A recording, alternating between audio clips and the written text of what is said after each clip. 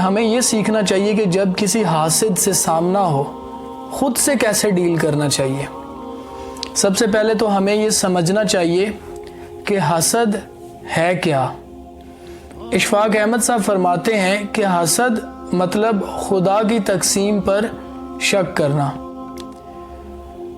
یاد رکھیے گا، حاسد کو آپ سے زیادہ آپ کی خوبیوں کا علم ہوتا ہے۔ حسد ایسا زہر ہے جسے انسان خود پیتا ہے اور توقع دوسروں کے مرنے کی کرتا ہے۔ حسد کرنے والے کو بد دعا کی ضرورت نہیں ہوتی، وہ تو پہلے ہی حسد کی آگ میں جل رہا ہوتا ہے۔ اور میں حاسدین سے یہ کہوں گا کہ حسد کا کوئی فائدہ نہیں، بلندیاں خدا کی ذات دیتی ہے۔ یاد رکھیے، جب حسد کی بارش شروع ہوتی ہے تو فساد کے پودے اگنے لگتے ہیں۔ سو زندگی میں ایک دوسروں کے ساتھ موازنہ مت کریں۔ موازنہ آپ کی خوشیوں کو کھا جاتا ہے اور یہیں سے حسد پیدا ہوتا ہے۔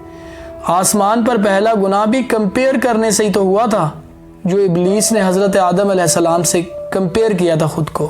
یار، مخلص شخص جب چپ کر جاتا ہے، خاموش ہو جاتا ہے، تو اس کا مطلب ہرگز نہیں کہ وہ بزدل ہے۔